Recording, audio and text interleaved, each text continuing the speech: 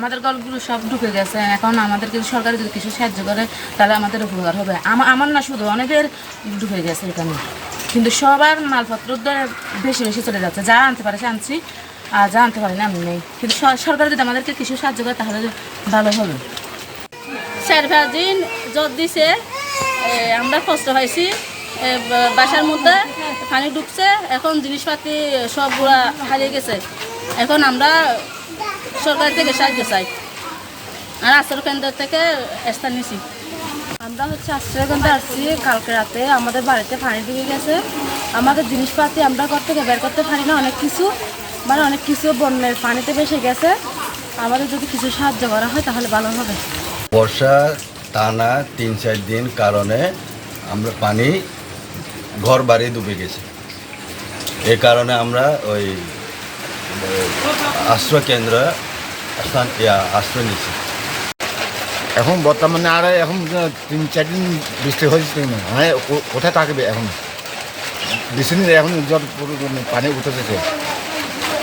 বৃষ্টির 3 দিন পরে আমরা গড়া দুপি যায়, আমরা কোথা থেকে যাব। আপনারা জানেন গত প্রায় 3-4 দিন ধরে ভারী বৃষ্টিপাতের কারণে বান্দরবান পৌরসভা সহ পুরো বান্দরবান জেলায় দুর্যোগপূর্ণ আবহাওয়া বিরাজমান। আমরা দেখতে পাচ্ছি গত 2 দিন ধরে সাঙ্গু নদীর পানি আশঙ্কাজনক হারে বৃদ্ধি পাচ্ছে। ইতিমধ্যে বান্দরবান পৌরসভায় কিছু কিছু এলাকা পানির নিচে চলে গেছে, জলাবদ্ধতার সৃষ্টি হয়েছে। এর পরিপ্রেক্ষিতে আমরা পুরো বান্দরবান পৌরসভার অভ্যন্তরে যতগুলি আশ্রয় কেন্দ্র আছে সেগুলি ইতিমধ্যেই খুলে দেওয়া হয়েছে।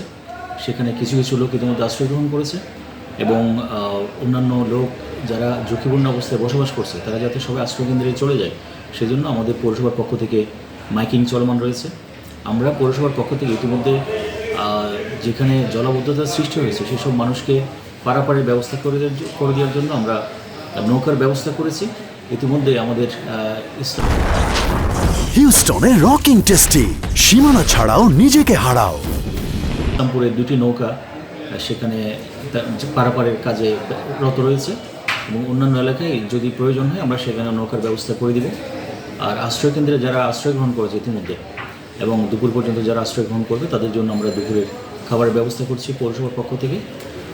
এরপরেও আমাদের যে ধরনের লজিস্টিক্স সাপোর্টের প্রয়োজন হবে জেলা প্রশাসনের চাহিদার প্রেক্ষিতে, প্রশাসনের চাহিদার পরিপ্রেক্ষিতে আমরা সব ধরনের লজিস্টিক্স সাপোর্ট আমরা পৌরসভার পক্ষ থেকে প্রোভাইড করব।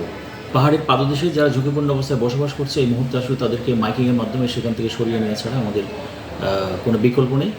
দুর্যোগ পরবর্তী সময়ে আমরা সেখানে মোবাইল কোর্ট পরিচালনার মাধ্যমে যারা পাহাড় কাটার জন্য দায়ী তাদেরকে আইনের আওতায় নিয়ে আসার জন্য আমরা উদ্যোগ গ্রহণ করব।